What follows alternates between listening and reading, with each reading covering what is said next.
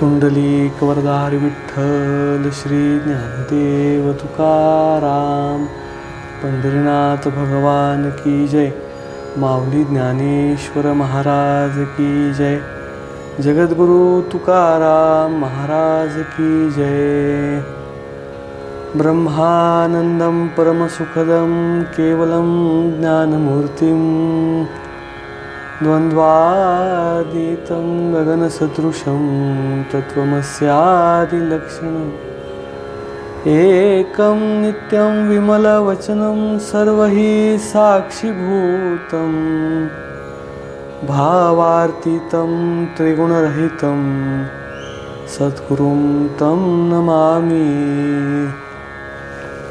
ज्ञानेशो भगवान् विष्णुः निवृत्तिर्भगवान् हरः सोपानो भगवान् ब्रह्मः मुक्ताख्या ब्रह्मचित्कला. रामकृष्ण हरी. रामकृष्ण हरी. आळंदी हे गाव पुण्यभूमी ठाव दैवताचे नाव सिद्धेश्वर. आणि या पुण्यपावन आळंदी तीर्थक्षेत्रामध्ये बाबा इंद्रायणीच्या जलसान्निध्यामध्ये आणि ज्ञानोबरायांच्या चरणसान्निध्यामध्ये जे साधक आज पावितो या आळंदी तीर्थक्षेत्रामध्ये ज्या प्रकारची साधना घडत आली या पुण्यपावन क्षेत्रामध्ये आपणासारखे अधिकारी सत्पुरुष यांच्या मुखातून आज श्री ज्ञानेश्वरीचं चिंतन, श्री चांगदेव पासष्टीचं चिंतन आज पावेतो आळंदीमध्ये नव्हे करून संपूर्ण महाराष्ट्रामध्ये चालत आलेलं आहे. आम्ही धन्य आहोत बाबा. आज आपल्या प्रत्यक्ष दर्शनाचा, प्रत्यक्ष संवादाचा योग आम्हाला प्राप्त झालेला आहे. तर या अंतर्गत मी ज्या प्रबंध विषयाच्या अनुषंगानं माझं जे संशोधन सध्या सुरू आहे या विषयाअंतर्गत वारकरी संप्रदायामधल्या स्त्रीसंत परंपरेचा जो प्रवाह किंवा जी परंपरा आजपर्यंत वारकरी संप्रदायामध्ये जी चालत आली, स्त्री संतांनी जे आपलं योगदान, आपलं काव्यात्मक योगदान, आपलं आध्यात्मिक योगदान, आपलं सांस्कृतिक योगदान या वारकरी संप्रदायामध्ये सकल स्त्री संतांनी दिलेलं आहे. ते अविभाज्य असं आहे. हो. तर या स्त्री संतांच्या प्रवाहावर किंवा त्यांच्या योगदानावर आपणासारख्या सत्पुरुषांच्या, सिद्धवाणीच्या सत्पुरुषांच्या वाणीतून काही प्रकाश पडावा हे प्रयोजन घेऊन आज आपल्या दर्शनाला, आपल्या संवादासाठी आलो बाबा. अशी विनंती करतो की या स्त्री संतांच्या परंपरेवर काही महत्त्वपूर्ण प्रकाश आपल्या मुखातून पडावा अशी विनंती.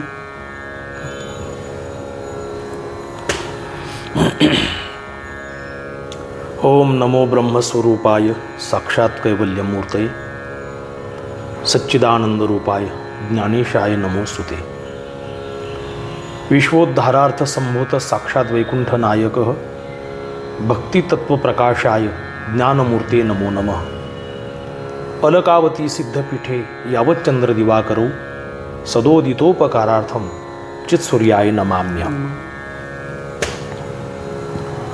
आज आपण या ठिकाणी आला आहात श्री सुयश कविटकर सर आणि एका चांगल्या विषयाच्या संशोधनाच्या निमित्ताने आपण या ठिकाणी आलेला आहात. आपलं स्वागत आहे. आपल्या संशोधनाचा जो विषय आहे त्याच्यामध्ये उत्तर भारतातील श्री संत मीराबाई आणि त्यासोबत महाराष्ट्रातील ज्या प्रसिद्ध संत कवयित्री आहेत ज्यामध्ये मुख्यतः श्री संत मुक्ताई, श्री संत जनाबाई, श्री संत सोयराबाई, श्री संत कान्होपात्रा आणि श्री संत बहिणाबाई या 5 संत कवयित्रींचं वाङ्मय आणि त्यासोबत श्री संत मीराबाईंचं वाङ्मय याचा जो तुलनात्मक अभ्यास आपण करत आहात, खरोखरच ही अतिशय स्तुत्य गोष्ट आहे, स्तुत्य उपक्रम आहे. खरं तर संशोधनाच्या क्षेत्रामध्ये काही विषय राहिलेले आहेत जी असं बऱ्याच जणांना वाटतही नाही. अनेकदा संशोधन क्षेत्रामध्ये असे विषय उपस्थित केले जातात की त्यांना त्या कमिटीकडून पृष्ठपेशी न्यायाने याची पुनरावृत्ती होऊ नये म्हणून त्यांना त्या गोष्टीला थांबवावं लागतं. म्हणून अशा काही नवीन विषय घेऊन आपण संशोधन करतात ही अतिशय आनंदाची गोष्ट आहे. तर विषय असा आहे की संत कवयित्री संतांच्या या वाङ्मयामध्ये त्यांच्या कार्यामध्ये श्री संतांचं योगदानसुद्धा अतिशय महत्त्वाचं आहे. मीराबाईंचा कालखंड हा वेगळा आहे, त्यानंतर या संत कवयित्रींचा कालखंड वेगळा आहे. परंतु या तुमच्या संशोधन विषयामुळे हे होणार आहे की उत्तरेकडील श्री संतांची जी भूमिका आहे आणि आपल्या महाराष्ट्रातील संत कवयित्रींची जी भूमिका आहे त्याची तुलना होणार आहे. उत्तरेकडील जी एक पद्धती आहे, समाज पद्धती आहे, आपली महाराष्ट्रातील जी समाज पद्धती आहे त्याची तुलना होणार आहे. उत्तरेतील जी संस्कृती आहे, आपली जी संस्कृती आहे त्याची तुलना होणार आहे. किंबहुना त्या संतांनी जो धागा पकडून, जे सूत्र पकडून संत वाङ्मय निर्मिती केलेली आहे आणि आपल्या संत वाङ्मयातला धागा काय, सूत्र काय याची कळत नकळत तुलना होणार आहे. त्यामुळं त्या दृष्टीने हा जो अभ्यास विषय आपण निवडलेला आहे तो निश्चितच सोबती आहे. आणि विशेषतः आपल्या महाराष्ट्रामध्ये ज्यांना आपण आद्य संत कवयित्री म्हणूनही म्हणू शकतो, श्री संत मुक्ताई यांचं या वारकरी संप्रदायातलं योगदान हे तसं निर्विवाद मोठं आहे. कारण बालपणामध्ये आळंदीमध्ये जेव्हा समाजाने त्यांना वळी टाकलं, गावाच्या बाहेर ते राहायचे सर्व संत, काही प्रतिकूलता निर्माण झाल्यानंतर माऊली श्री ज्ञानोबारायांनी ताटीबंद केली हा इतिहास सर्वांच्या नजरेसमोर आहे. आणि ज्या दिवशी माऊली श्री ज्ञानोबारायांनी ताटी बंद केली, मला तर असं वाटतं त्या दिवशी ताटीमध्ये केवळ ज्ञानोबारायच बंद झाले असं नाही आहे, वैश्विक संप्रदायाचं, वैश्विक तत्त्वज्ञानाचं बीज अंकुरून यापूर्वीच अनंकुरित दशेमध्ये राहिले गेले. वैश्विक साहित्याची लेखणी, जिच्यामधून असं दर्जेदार तत्त्वज्ञानाचं साहित्य निर्माण होणार होतं, ती लेखणी लिखाणापूर्वीच बंद राहिली करताय. हां.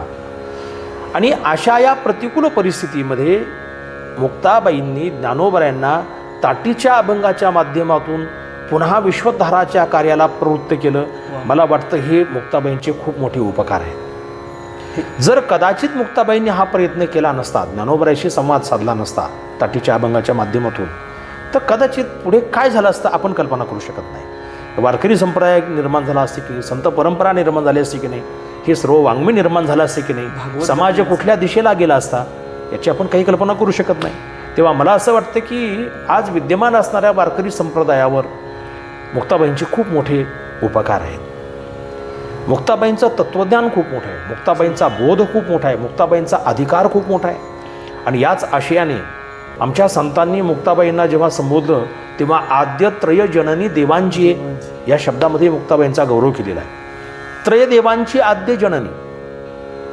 त्रय देव कोणते आहेत आपल्याला माहिती आहे. श्रीमंत निवृत्तीनाथ हे सदाशिवाचा अवतार आहे, माऊली श्री ज्ञानोबराय महाविष्णूचे अवतार आहेत, सोपान काका हे ब्रह्मदेवाचे अवतार आहेत.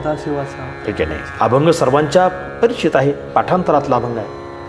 परंतु प्रकार असा आहे की भगवान शंकर, भगवान विष्णू आणि भगवान ब्रह्मदेव एकाच वेळी अवताराला येतील असा इतिहास यापूर्वी घडलेला नाही आणि नंतरही घडलेला नाही. या तिन्ही देवांना एकाच वेळी अवतार घ्यायला भाग पाडणारे आहेत त्या म्हणजे आदिशक्ती मुक्ताही आहेत. वेदांत शास्त्रामध्ये पंचदशीमध्ये असा एक श्लोक आहे की शुद्ध ब्रह्मचैतन्याला जेव्हा ईश्वरत्वाला प्राप्त व्हायचं असतं तेव्हा शुद्ध ब्रह्मचैतन्य, त्यानंतर माया, मायेमध्ये पडलेलं त्याचं प्रतिबिंब, हे तिन्ही मिळून ईश्वर चैतन्य होतं. माया बिंबो वशीकृत्य तामस्यात सर्वज्ञ ईश्वर असं म्हटलेलं आहे सूत्रच. हो. म्हणून ती जी माया आहे की ज्या मायेमध्ये ते चैतन्य प्रतिबिंबित झालं ती माया हीच आदिशक्ती मुक्ताई आहे. म्हणून या आशयाने, या अर्थाने मुक्ताबाईंना आद्यत्रय जननी देवाची असं म्हटलेलं आहे. म्हणून या तिन्ही देवांची, अर्थात निवृत्तीनाथ महाराज, ज्ञानोबराय, सोपान काका हे जरी ज्येष्ठ बंधू असले नात्याने, तरी पण या तिन्ही संतांना संतत्वाला अवतरित करण्यासाठी हेतुभूत कारणीभूत श्री संत मुक्ताई आहेत. म्हणून मुक्ताबाईंचे ताटीचे अभंग जे आहेत किंवा अन्य जे वाङ्मय ते खूप मोठं आहे. त्यांनी ज्ञानोबरायांना उपदेश केला असं लोक म्हणत जरी असले तरी तो उपदेश नाही आहे. ताटीचे अभंग म्हणजे ज्ञानोबरायांना उपदेश केलेला नाही आहे. का नाही? कारण उपदेशाचं प्रकरण असं आहे की जो उपदेश करणारा आहे तो ज्ञानी असतो. जसं गीतेचं उदाहरण आपण पाहिलं तर उपदेश करणारे भगवान श्रीकृष्ण हे ज्ञानी आहेत, ते जगद्गुरू आहेत. कृष्ण मोंदे जगद्गुरू असं आपण त्यांना म्हणतो.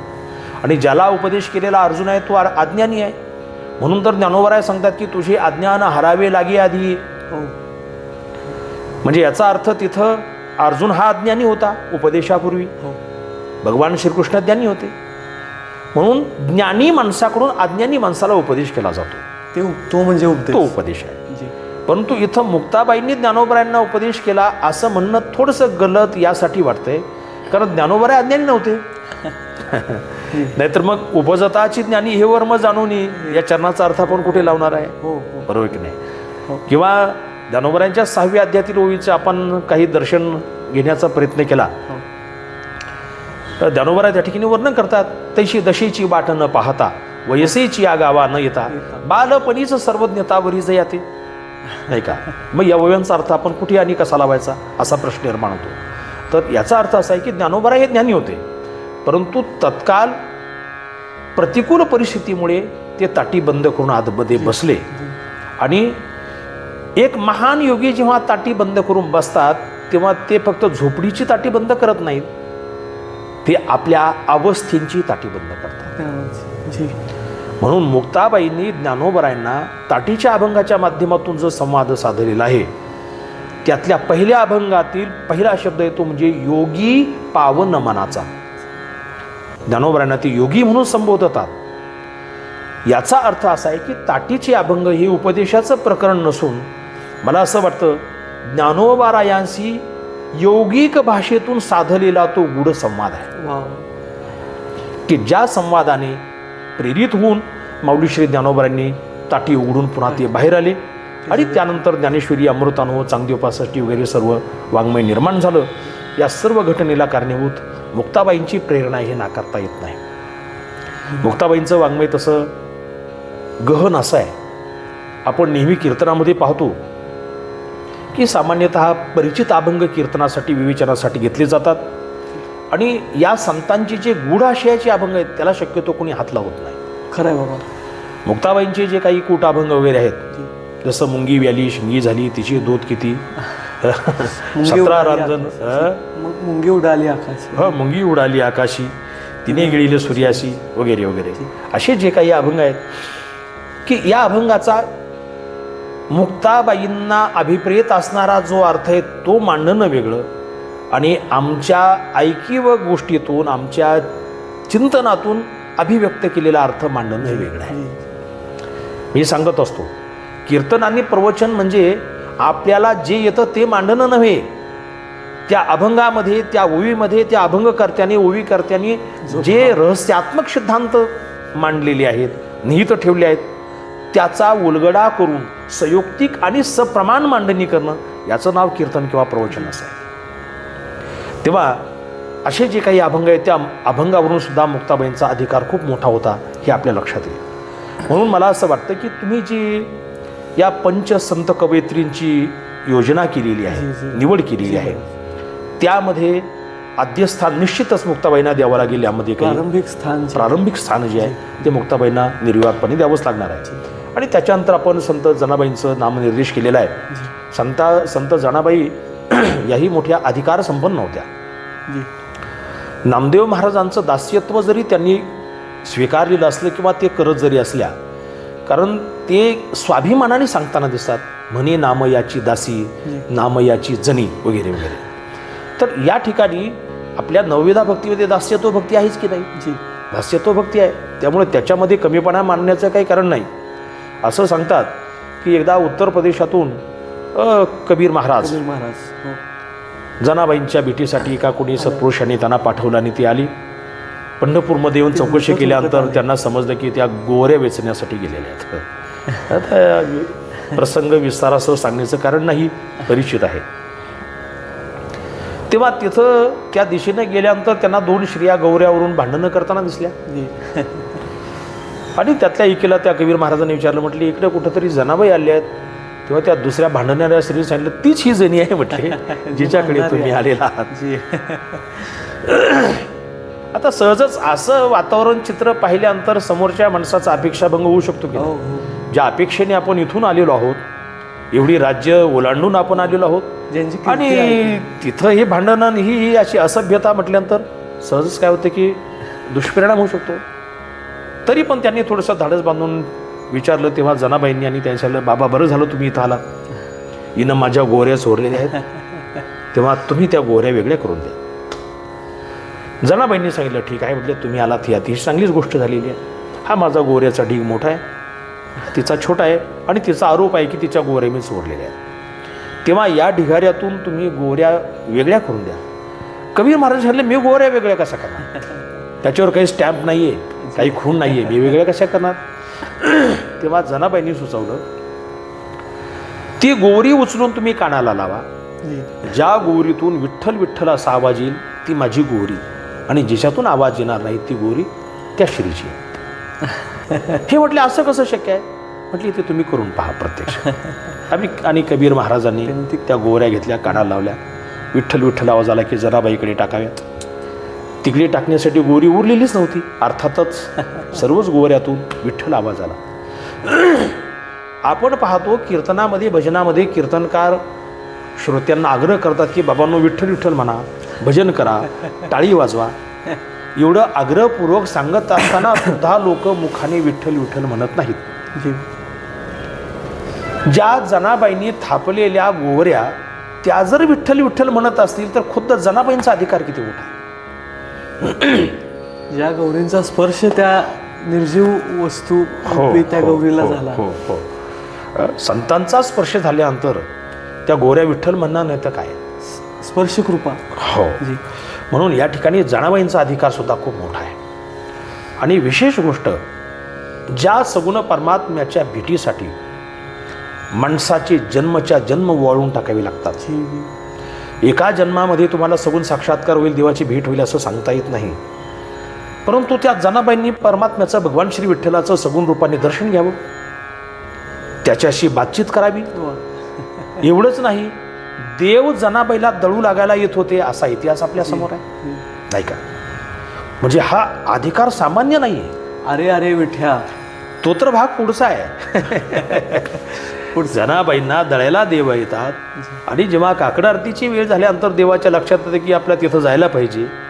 देव गडबडीत जातात, तेव्हा देवाचा शेला पितांबर तिथं विसरून राहतो, नाही का.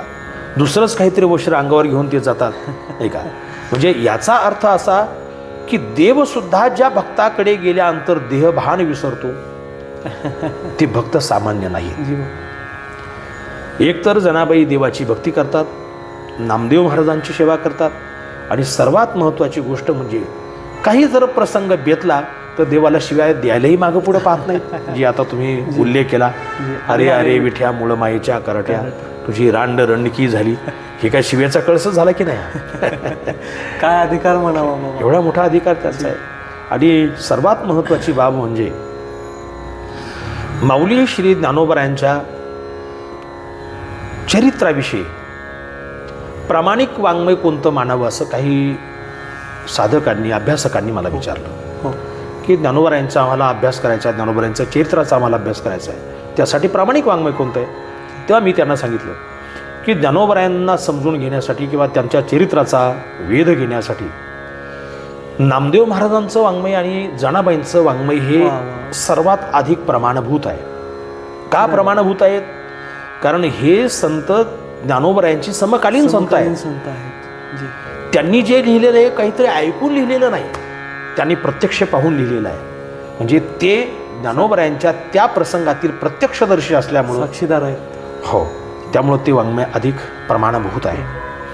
आज नामदेव महाराजांचे अभंग जर आपण पाहिले ज्ञानोबरायांच्या चरित्राविषयी तर 3 प्रकरणं त्याचे आहेत. एक पहिलं प्रकरण आदी आहे, दुसरं तीर्थावळी आहे तीर्थावळी. आणि तिसरं समाधीचं आहे. समाधी. जी.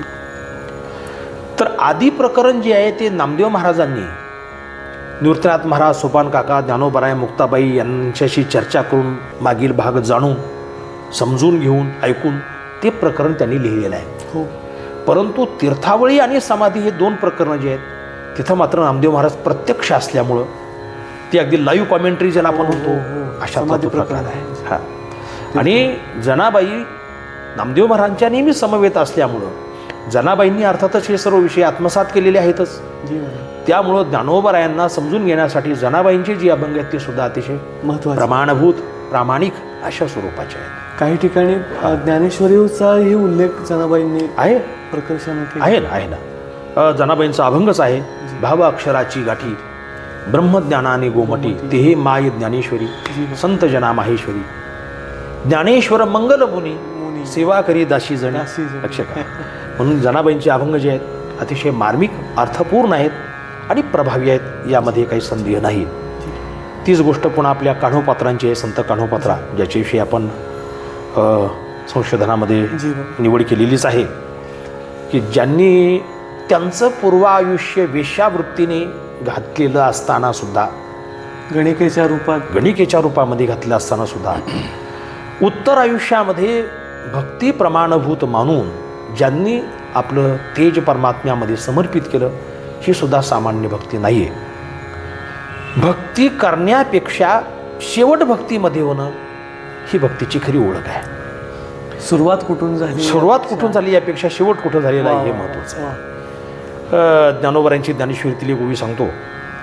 ज्ञानोबराया सांगतात की असाच पावसाळ्यामध्ये महापूर आला असताना एक माणूस त्या महापुरामध्ये सापडला आणि तो वाहत गेला. आता बाकीचे जे काही बाजूला पाहणारे लोक होते, अरे म्हटले तो आता गेला, त्याने हात केला, पाण्याने त्याला ओढलं. पाण्याचा वेग खूप होता, आम्हाला काही करता आलं नाही, काही टाकायला दावं वगैरे काही नव्हतं वगैरे वगैरे. योगायोग असा की तो पाण्याच्या प्रवाहाबरोबर काही गेला, त्याचं योग भाग्य असं म्हणावे की त्याला काही लाकूड सापडलं असेल किंवा तो तीराला आला असेल आणि तीराला लागून तो पुन्हा इकडे आला जिथं ती लोक चर्चा करत होते. लोक हळहळ करत होते, अरे म्हटले खूप चांगला होता, त्यांनी कोणाला कधी फसवलं नाही आमकं वगैरे. आणि तो तिथं आल्यानंतर त्यांनी विचारलं, म्हटले तुम्ही कोणाविषयी बोलताय? हो हो हो कोणाविषयी बोलता? आणि त्याच्याकडे पाहून हो, अरे म्हटले तू कसा आला? म्हटली मग योगायोगाने मला लाकूड सापडलं, मी तिथं बाजूला गेलो, मग मी चढून आलो. म्हटले बरं झालं बाबा तू जिवंत आला. ज्ञानोबराया सांगतात, जैसा बुडाला महापुरी न मरत निघाला, तयाची जीवित ऐलथडी आले, म्हणून बुडाले पण ते वाया गेले.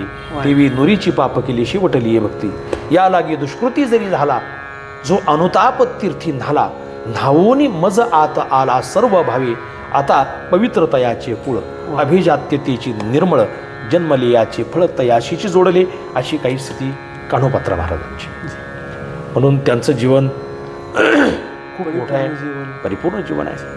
त्यानंतर आपण संत कवयित्री सोयराबाईंचाही त्याच्यामध्ये समावेश केलेला आहे, ज्या चोखोबारायांच्या पत्नी आहेत.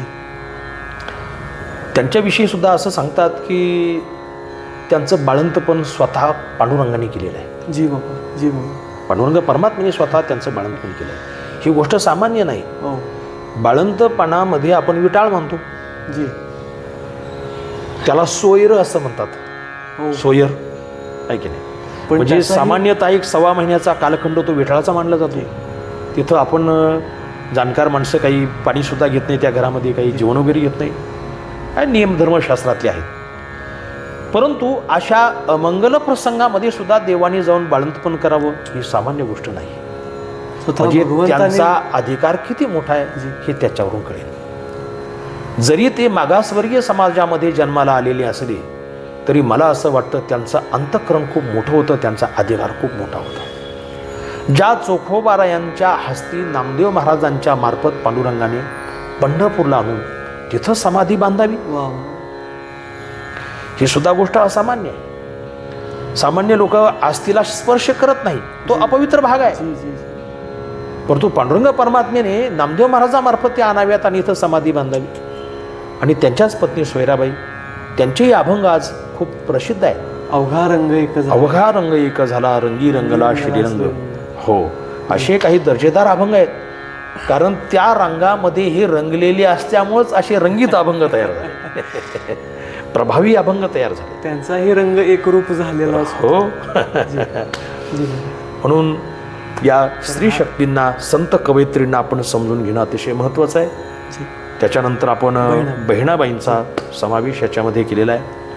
बहिणाबाई ज्यांना स्वप्नामध्ये तुकोबरायांचा साक्षात्कार झाला आणि त्या साक्षात्कारानुरूप ज्यांनी देहूला येऊन तुकोबरायांची भेट घेतली आणि आपलं उर्वरित आयुष्य तुकोबरायांच्या सेवेसाठी ज्यांनी समर्पित केलं, बहिणाबाई त्यांचे अभंगसुद्धा अतिशय मौलिक आहे, असे आहेत. उलट काही अभंग जर आपण निळोबरायांचे अभंग आणि बहिणाबाईंचे अभंग जर पाहिले तर तुकोबरायांची गुरु परंपरा ही बहिणाबाईंनी यथार्थ रीतीने मांडली, सांगितलेली. हो. निळोबरायांच्या अभंगामध्ये काहीसा थोडासा भेद आहे. हो. त्यांनी वेगळी परंपरा सांगितलेली आहे, परंतु बहिणाबाईंनी जी गुरु परंपरा तुकोबरायांची सांगितली ती अतिशय शुद्ध अशा स्वरूपाची. आणि मग सानिध्य जे काही आहे, हो, निळोबरायांपेक्षाही अधिक सानिध्य, हो, आपल्या गुरूंचं जे सानिध्य आहे ते बहिणाबाईंना मिळालेलं असतं, लाभलेलं असल्यामुळं त्याच्यामध्ये निर्दोषता आहे. कारण निळोबराय हे तुकोबराय वैकुंठाला गेल्यानंतर देहूला आले. मग तिथं त्यांनी अनुष्ठान केलं, उपोषण केलं. तुकोबराय आले, त्यांनी हात ठेविला मस्तकी देऊन प्रसाद केली सुखी, हा भाग आहे. परंतु प्रत्यक्ष सानिध्य त्यांना लाभल्यामुळं त्यांचा अधिकार निश्चितच वेगळा. बहिणाबाईंनी जी परंपरा सांगितली, भगवान शंकरापासून आलेलं तत्त्वज्ञान. हो. भगवान शंकराचे नाही का पार्वती मातेला ते तत्त्वज्ञान सांगत असताना मत्स्येंद्रनाथांनी मकरोदरामध्ये गुप्त रूपाने ते आत्मसात केलं, ऐकलं. मत्स्येंद्रनाथाने तेच तत्त्वज्ञान त्यांचे समकालीन आणि कृपाशा पात्र शिष्य गोरक्षनाथांना दिलं. गोरक्षनाथांनी तेच तत्त्वज्ञान त्यांचे समकालीन आणि कृपापात्र शिष्य गहिनीनाथांना दिलं. गहिनीनाथांनी तेच निवृत्तीनाथांना दिलं. निवृत्तीनाथ महाराजांनी ज्ञानोबरायांना दिलं. इथपर्यंतची परंपरा आपल्याला ज्ञात आहे, माहिती आहे. इथून पुढची परंपरा आपल्याला माहिती नाही. ज्ञानोबरायांनी ते तत्त्वज्ञान त्याचं सार्वत्रिकीकरण जरी केलं असलं तरी गुरुशिष्य परंपरेचा उच्छेद केला असं मात्र नाही. बरं, त्याचं सार्वत्रिकीकरण जरूर केलं, परंतु ती परंपरा सुद्धा अव्याहत राहावी म्हणून त्या परंपरेतून ते तत्त्वज्ञान सच्चिदानंद बाबांना दिलं. सच्चिदानंद बाबांनी योगी विश्वंभरांना दिलं. योगी विश्वंभरांनी राघव चैतन्यांना दिलं. राघव चैतन्यांनी केशव चैतन्यांना दिलं. केशव चैतन्याकडून ते बाबाजी महाराजांना प्राप्त झालं आणि बाबाजी महाराजाकडून तुकोबरायांना ते प्राप्त झालं. बाबाजी आपुले सांगितले नाम, मंत्र दिला रामकृष्ण. आणि तुकोबरायांकडून ते तत्त्वज्ञान बहिणाबाईंना प्राप्त झालं. म्हणून तुकोबराय हे या भागवत मंदिराच्या कलशस्थानी विराजमान झाले, सुशोभित झाले आणि त्याची फडकती ध्वजा बहिणाबाईंना होण्याचा मान लाभला. म्हणून ज्या ज्ञानोबरायांनी वारकरी संप्रदायाची पायाभरणी केलेली आहे त्यांच्याच भगिनी मुक्ताई या तुमच्या संशोधनातील आद्य संत कवयित्री आहेत. आणि भागवत धर्माची फडकती ध्वजा अशा अंतिम टप्प्यातल्या ज्या संत कवयित्री आहेत बहिणाबाई, ह्या नाही का तुमच्याही अंतिम टप्प्यातल्या संशोधन विषयातल्या संत कवयित्री आहेत. म्हणून कालखंडाच्या दृष्टीने विचार करताना, सामाजिक घटकाच्या दृष्टीने विचार करताना, त्या भागाच्या घटकाच्या दृष्टीने विचार करत असताना, प्रादेशिक दृष्टीने विचार करत असताना त्याच्यामध्ये शब्द जरी बदललेले असले तरी पण त्यातला जो आशय आहे, त्यातलं जे सूत्र आहे ते मात्र एक आहे, एकच. आणि म्हणून या संत कवयित्रींचा आणि इकडे कृष्ण भक्त असणाऱ्या मीराबाईंचा आपण या ठिकाणी जो तौलनिक अभ्यास करत आहात ही अतिशय आनंदाची गोष्ट आहे. याच्यामुळे सगुण भक्ती काय, निर्गुण भक्ती काय, तत्कालीन परिस्थितीचा त्या वाङ्मयावर पडला जो प्रभाव आहे, त्यामध्ये मांडलेलं जे तत्त्वज्ञान आहे, समजलं का, हे तत्त्वज्ञान अद्वैती आहे का, कुठल्या पद्धतीचं आहे, काय वगैरे वगैरे, याच्यामध्ये भक्तीचं स्थान काय आहे, या सर्व गोष्टीचा साकल्याने विचार होईलच. म्हणून आपण निवडला जो विषय तो अतिशय स्तुत्य आहे. आपण आपलं संशोधन कार्य करत राहावं, त्यास माझ्या शुभेच्छा आहेत. आपण जो काही मला प्रश्न विचारला, जसं काही यथावकाश मला त्याच्यावर विवेचन करता आलं, अतिशय आनंदाची गोष्ट आहे. कोरे विडी वाकुडी उत्तरे करा क्षमा अपराध. महाराज तुम्ही सिद्ध बाबा, आम्ही खूप नम्र आहोत आपल्या पुढं. आमच्या आयुष्याचं वयाचे संख्येचा दृष्टिकोन आणि तुमच्या साधनेचा दृष्टिकोन हा दुपटीपेक्षा जास्त आहे बाबा. त्यामुळं आम्ही अल्पमतीनं जे काही आपल्यापुढं विचार मांडला त्याला तुम्ही संमती दिली, त्याला तुम्ही स्वीकारला, आम्हाला तुम्ही स्वीकारलं बाबा साधक या दृष्टीनं, आणि आमचा स्वीकार केला. नवे करून मातेच्या रूपानं, मातेच्या प्रेमानं तुम्ही आम्हाला अंगीकारलं आणि आम्हाला तुम्ही उपदेश या दृष्टीनं. कारण की बाबा आजपर्यंत जे संशोधनाच्या दृष्टिकोनातनं किंबहुना वारकरी संप्रदायामध्ये सुद्धा ज्या विषयांवर स्पर्श होऊ शकला नाही, ज्या विषयांना काय त्याचं कारण जे काय असतील नसतील त्याकडं आपण लक्ष देणं, थोडंसं आम्ही त्याकडं दुर्लक्ष केलं. पण आपण काय करू शकतो, आपल्या हातून आपण काय सेवा देऊ शकतो हा भाव उत्पन्न झाला. आणि मग प्रस्तुत विषयामध्ये मराठी संत कवयित्रींच्या आणि संत मीराबाई यांच्या काव्याचा तुलनात्मक अभ्यास या विषयावर चिंतन व्हावं हे प्रयोजन घेऊन आज आळंदीमध्ये माऊलींच्या नित्य सान्निध्यात आणि माऊलींच्या नित्य सान्निध्यातून आपण सर्व सिद्ध वाणीच्या महापुरुषांच्या भेटींचा योग, दर्शनाचा योग, संवादाचा योग आणि मार्गदर्शनाचा योग बाबा आम्ही इथून पुढं परत हो आपल्याकडे येणार आहोत. नक्कीच. जेव्हा तुम्हाला कधी अडचण वाटेल जी बाबा, स्वागत आहे. आम्ही सहकार्य करण्याचा प्रयत्न करू, कारण आम्हाला दुसरं काही कामच नाही, हेच आम्हा करणे काम. जी बाबा हेच काम असल्यामुळे निश्चितच मला मदत करू. उत्तर काही अडचण ह्याची सुख पुरती मागतो आगळे आनंदाची फळे सेवा दान जन्मजन्मांतरी तुझाची अंकिला करुणे विठ्ठला दास ठेवी. ही भूमिका आमची जन्मभर राहणार आहे बाबा. चालेल. आणि या अनुषंगानं परत आपल्या भेटी होतील, परत आपलं मार्गदर्शन मिळेल या प्रयोजनानं आज तुम्ही आम्हाला वेळ दिला बाबा. आमच्या विचारांचा तुम्ही स्वीकार केला, नवे करून त्यावर मूलभूत काही प्रश्नांवर काही प्रकाश आपण टाकलेला आहे बाबा. त्या अनुषंगानं जन्मभर आपला ऋणी आहोत बाबा. आणि यानंतरही आपण भेटत राहू या अपेक्षेसह समारोपाकडे येऊ बाबा.